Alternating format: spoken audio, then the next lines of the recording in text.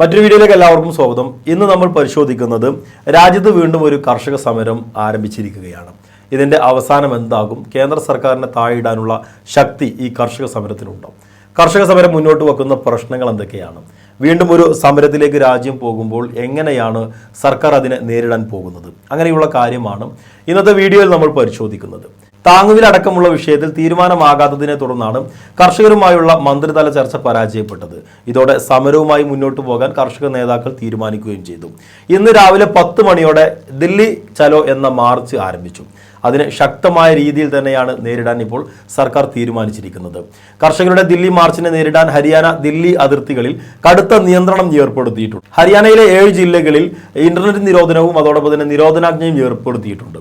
ദില്ലിയിലേക്ക് കർഷകർ കടക്കാതിരിക്കാൻ ആവശ്യമായ എല്ലാവിധ നിയന്ത്രണവും സന്നാഹവും പോലീസും അതോടൊപ്പം തന്നെ സർക്കാരും സ്വീകരിച്ചിട്ടുണ്ട് എന്നാണ് പറയുന്നത്.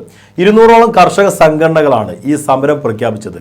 അതുകൊണ്ട് തന്നെ ഇത് അത്ര നിസ്സാരമായിരിക്കില്ല എന്നുള്ളത് വ്യക്തമാണ്.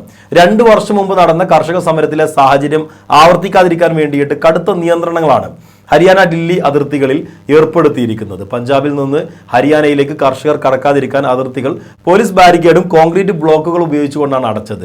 ഹരിയാനയിൽ നിന്ന് ദില്ലിയിൽ കടക്കുന്ന ഭാഗങ്ങളിലെല്ലാം കടുത്ത നിയന്ത്രണവും ഏർപ്പെടുത്തിയിട്ടുണ്ട്. ഇപ്പോൾ കർഷകർ കൂടി നിൽക്കുന്ന ഇടത്തേക്ക് ഡ്രോൺ ഉപയോഗിച്ചുകൊണ്ട് കണ്ണീർ വാതകവും അത്തരത്തിലുള്ള കാര്യങ്ങളൊക്കെ പ്രയോഗിക്കുന്ന കാഴ്ചയാണ് നമ്മൾ കാണുന്നത്. 20,000-ഓളം കർഷകർ 2,000-ഓളം ട്രക്കുകളിലായി ദില്ലിയിലേക്ക് വരുമെന്നാണ് ഇന്റലിജൻസ് റിപ്പോർട്ട് പറയുന്നത്. പഞ്ചാബ്, ഹരിയാന, രാജസ്ഥാൻ, ഉത്തർപ്രദേശ്, കർണാടക സംസ്ഥാനങ്ങളിലെ കർഷകർ സമരത്തിൽ പങ്കെടുക്കുന്നുണ്ട്.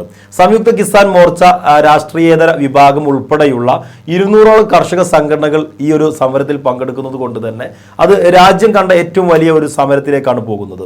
7 ജില്ലകളിലെ നിരോധനാജ്ഞയ്ക്ക് പുറമെ പലയിടങ്ങളിലും ഇന്റർനെറ്റും നിരോധിച്ചിട്ടുണ്ട്. രാഷ്ട്രീയപരമായി നോക്കുമ്പോൾ ഇന്നും നാളെയും നടക്കുന്ന ചർച്ചകൾ വിജയിക്കാതിരുന്നാൽ ഭരണപക്ഷത്തിന് കാര്യമായ തിരിച്ചടി ഈ ലോക്സഭാ തെരഞ്ഞെടുപ്പ് നടക്കുന്ന വേളയിൽ ഉണ്ടാകുമെന്ന കാര്യത്തിൽ യാതൊരുവിധ തർക്കവുമില്ല. പ്രതിപക്ഷത്തെ സാഹചര്യം നോക്കുമ്പോൾ കോൺഗ്രസ് വലിയ രീതിയിലുള്ള ഐക്യദാർഢ്യമാണ് ഇപ്പോൾ ഈ ഒരു കർഷക സമരത്തിന് പ്രഖ്യാപിച്ചിരിക്കുന്നത്. പ്രത്യേകിച്ച് കർഷക സമരത്തെ നേരിടാൻ അതിർത്തികളിൽ ആണികളും കമ്പികളും നിരത്തിയതിനെതിരെ കോൺഗ്രസ് ജനറൽ സെക്രട്ടറി പ്രിയങ്ക ഗാന്ധി അതിരൂക്ഷമായ വിമർശനം ഉന്നയിച്ചു. കാർഷിക നിയമങ്ങൾ പിൻവലിച്ചെങ്കിലും അതിന്റെ വിജ്ഞാപനം ഇതുവരെ ഇറങ്ങിയിട്ടില്ല എന്നാണ് മല്ലികാർജുൻ ഖാർഗെ അറിയിച്ചിരിക്കുന്നത്. സമരം പ്രഖ്യാപിച്ച കർഷകരുമായുള്ള 2ാം ഘട്ട മന്ത്രിതല ചർച്ച ഇന്ന് വൈകിട്ട് നടക്കും. ഈ ഒരു കർഷക സമരം അവസാനിപ്പിക്കാൻ വേണ്ടിയിട്ട് മാരത്തോൺ ചർച്ചകളാണ് ഇപ്പോൾ സർക്കാരിന്റെ ഭാഗത്തു നിന്ന് നിയോഗിക്കപ്പെട്ട മന്ത്രിമാരും കർഷക നേതാക്കന്മാരും നടത്തുന്നത്. എന്നാൽ അതൊന്നും തീരുമാനമാകാതെ മുന്നോട്ട് പോകുന്ന സാഹചര്യമാണ്. കർഷകരുടെ അവകാശങ്ങൾ സംരക്ഷിക്കപ്പെടുന്നില്ല. കുത്തക മുതലാളിമാരെ സംരക്ഷിക്കാൻ വേണ്ടിയിട്ടുള്ള നിലപാട് കേന്ദ്ര സർക്കാർ എടുക്കുന്നതിനെതിരെയാണ് കർഷകർ ഒരു സമരവുമായി മുന്നോട്ട് വരുന്നത്. വരും ദിവസങ്ങളിൽ ചർച്ചകൾ വിജയിച്ചിട്ടില്ല എങ്കിൽ ഇന്ത്യ കാണാൻ പോകുന്നത് ഒരു ഗംഭീര സമരം തന്നെയായിരിക്കും.